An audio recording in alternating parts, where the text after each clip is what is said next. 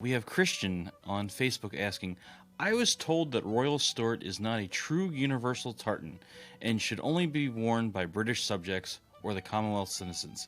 Is this true? No.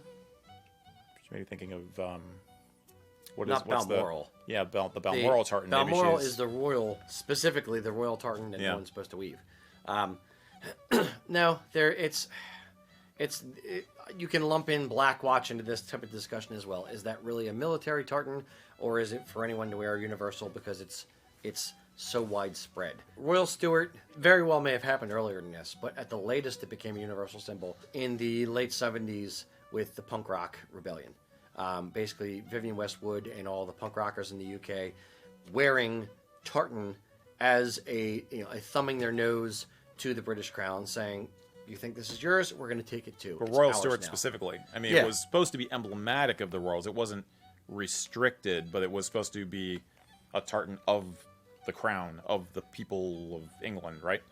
I don't know how it had a perception. At least it was nothing. Perception, but I don't know how firm that was. I don't think it was, but I don't know enough historically to say that. But I would say by the late 70s, early 80s, it was the horse had left the barn. It was everywhere. Punks were using it. Fashion designers were using it. Everyone was using it. So it was one of those where you can't say, no, you're not allowed to anymore because everyone already was. So it was, it just evolved. It became what it was going to be, which was a universal tartan. Mm-hmm. Yeah. So it's basically, and that's why there's so many variants of it also.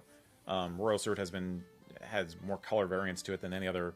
Well, no, I'd say, I wouldn't say color. I'd say there are bastardizations of it. Okay. There are a ton of fashion versions, shall we say? Yes. Yeah. I like cursing. There aren't a lot of tartan. There actually aren't a lot of color variations of it. Yeah, but isn't Stewart Black is basically Royal Stewart just with a that's black a different field and version. It's a different tartan. It's not a different. Okay, that's what I was trying to say. Okay, so I'd say yes. There's Black Stewart. There's Navy Stewart. There's Camel. That's really a different tartan. It's if it's a color variation, they changed a lot of colors. But it became so. The point is, Royal Stewart was so ubiquitous and so much. I think it's the original universal tartan, you could say, in a way. That or Black Watch, one of the two. It's right there. Okay, but there's nothing weird about it in terms of legality or convention, shall we say, or anything like that. And at this point, will you still get the occasional, switching over to Black Watch, will you still get the occasional person saying, you weren't into Black Watch, you shouldn't be wearing that? Possibly. That's ridiculous. Yes, but at that point, what's that person going to break into every person's bedroom with flannel pajamas and flannel sheets and flannel boxers and say, you can't wear flannel boxers? Mount a raid on LL Beans. Yeah, I know. They're going to scream at LL Bean, like, just, howl at the moon. Go ahead. You're shadow boxing with clouds. People will take offense that want to take offense. There's nothing you can do to stop that. Do you know what the provenance of Royal Stewart is, like when it was designed? Because it happened at some point, but it has to be something that somebody came up with as this is cool and this feels Prince Charlie royal. wore something similar. Bonnie Prince Charlie.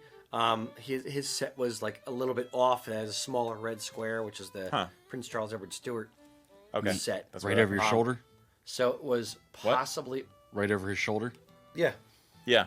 In the shop behind me. So there's possible that it's a reasonable age, but it's not something I know off the top of my head when Royal Stewart was. I want to look it up. And designed. It's one of those things where it's like it's so obvious you'd think it would be like the first thing you learn when you start getting into this stuff, and yet you just kind of like glossed over it because it's everywhere.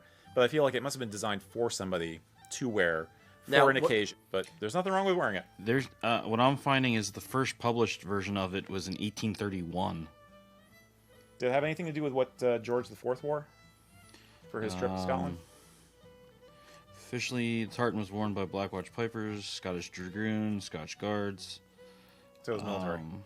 It's all geared that direction. So it may have been regimental at first. Yeah. That's fair. It may have been regimental. That's just the brighter version. I don't know. I'm not gonna guess and be wrong. Yeah. But I could see it evolving out of that. And that's how it has so easily become a universal one, is because once you're retired, if you still have the kilt, you want to wear the same kilt you wore in the service. So, it's just the kilt you wear. Same thing with Black Watch. There's something to that too. I could absolutely say, or as the military says, okay, these kilts are now retired because they're old and used. If they were soldiers, had to turn them back in, like selling them off as in, rental kind of stuff. I could see that, getting sold off and people buying them just being cost effective.